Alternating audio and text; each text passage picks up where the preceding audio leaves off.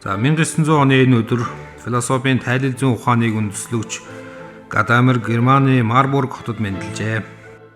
За тэрээр Марбургийн болон Бреслав их сургуулиуд теолог, урлагийн түүх, утга зохиолын түүх, философи зэргийг судалж байжээ. Наторф Гартман зэрэг эрдэмтдийн удирдлагаар 1922 онд дэд эрдэмтний зэрэг хамгаалсан байна. Фридлендийн танхимд сонгодог хэл шинжил судалж, Платоны диалектик ёс зүй сэдвээр диссертац хамгаалан бичиж байжээ.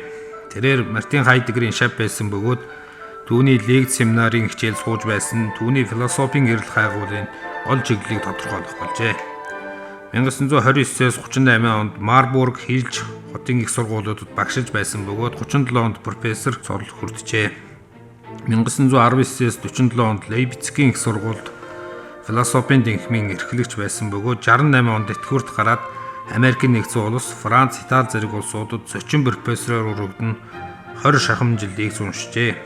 Түүнийг 20 дугаар зууны хамгийн нөлөөгүй философчдын нэг болгосон бүтээл нь философийн герменевтикийн үндсүүд үнэн ба арга зохиол юм. Энэ зохиолын нэр нь үнэн арга 2 тодорхой хэмжээгээр тохирдгүй гэсэн санааг тусгаж байгаа юм.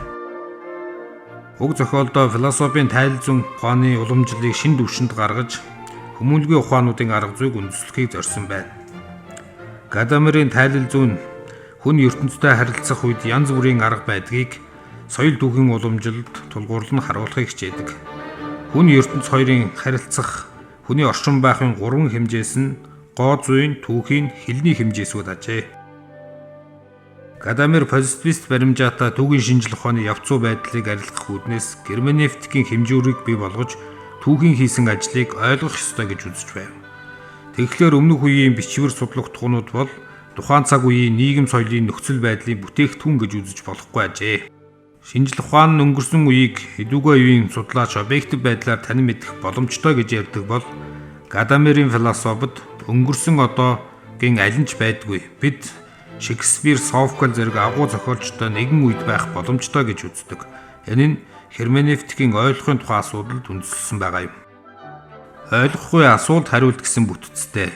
Өнгөрсөн үеийн зохиол бүтээл болон зохиомжийг ойлгон гэдэг нь энэ зохиомжид дэвшүүлсэн асуултыг ойлгон гэсэн үг. Зохиомжид хамаарахгүй асуулт байж болохгүй ажээ. Зохиомжийн асуултыг ойлгохын тулд уншигч асуултыг өөртөө тавьж чаддаг байх ёстой. Энэ нь уншигч өөрийн ямар өгтгөр ойлгоцтой байснаа шүүн шинжилж шалгах асуулт өөртөө бий болгоно гэсэн үг. Зохиомжийн утгыг тайлахын тулд түүний бүрдэл хэсгүүдийг ойлгох хэрэгтэй. Бүрдэл хэсгүүдийг ойлгохын тулд бүхлийг ойлгох хэрэгтэй. Иймээс хүмүүнлэгийн ухааны текстүүдэд заавал өгтгөр ойлгохгүй шаарддаг байна. Герменевтикийг Шлеймахер зэрэг эрдэмтэд ойлгохын урлагийн тухай сургаал, дэлтэй хүмүүнлэгийн ухааны өвөрмөц арга зүй гэж үзэж байсан бол Гадамер ойлгохын оршин байхын модус болох хувьд хэрхэн боломжтой вэ гэдгийг судлахыг герменевтик гэж үзэж байжээ. Гадамер 102 насалж 2002 онд Хайдельберг хотод таалалд өгсөжээ. Тэрээр 20 дугаар зууны философид чухал байр эзэлдэг бөгөөд түүний үзэл санаа шинжлэх ухааны олон салбарт эдүгээ хүртэл нөлөөлсөөр байна.